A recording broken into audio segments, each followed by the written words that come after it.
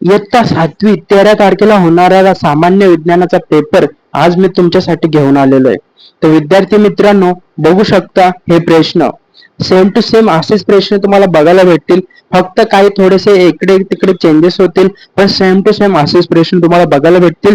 तर हा व्हिडिओ शेवटपर्यंत बघा आणि आता आपल्या चॅनलला सबस्क्राईब करा, कारण अशाच नवीन नवीन व्हिडिओ असेच क्वेश्चन पेपर मी तुमच्यासाठी घेऊन येणार आहे. तर आता चॅनलला सबस्क्राईब करूया.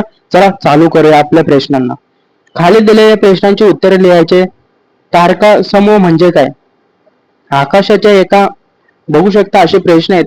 मी जरा फास्ट मध्ये घेतोय, तुम्ही स्टॉप करून प्रत्येक प्रश्न तुम्ही रीड करा झूम करून. क्लॅरिटी नीट दिसत नसेल तर क्लॅरिटी तुमच्या मोबाईलची वाढवा, कारण इथून फुल HD मध्ये व्हिडिओ अपलोड केलेला आहे. तर व्हिडिओ शेवटपर्यंत बघा आणि प्रत्येक प्रश्न तुमच्या वहीमध्ये जे पण तुम्हाला पॉसिबल असेल तर नोट्स बनवा, नाहीतर याच्यावर तुम्ही मागे घेऊन परत परत रीड करा किंवा ऐका. असे प्रश्न तुम्हाला तुमच्या पेपरमध्ये बघायला भेटणार आहेत. ठीक आहे, जोड्या लावा किंवा खनिजे त्यांचे उपयोग आपल्याला सांगता आले पाहिजे, आपल्याला माहित पाहिजे.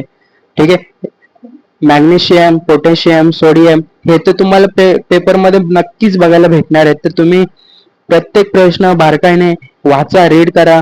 परत औषधी वनस्पती हे आपल्याला माहित पाहिजे. सागरी व्यवसाय हे पण आपल्याला माहित पाहिजे. मासेमारी हे सागरी व्यवसाय आहे. ठीक आहे, त्याच्यानंतर काही प्रश्नाची कारण ते आपल्याला माहित पाहिजे. म्हणजे हे एकदा वाचून घ्या. नीट दिसत नसेल तर क्लॅरिटी वाढवा, कारण इथून फुल HD मध्ये अपलोड केलेलं आहे.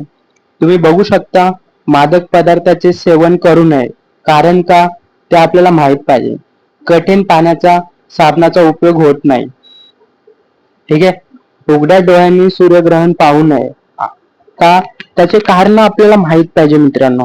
इथे बघू शकता तुम्ही सूर्यग्रहण, चंद्रग्रहण हे आपल्याला आकृती आपल्याला काढता आली पाहिजे. ठीक आहे, आकृती काढता नसेल येत तर आपल्याला नावं तरी माहित पाहिजे. ठीक आहे, त्याच्यानंतर तुम्ही बघू शकतो डोकं चालवायला सांगितले त्याने.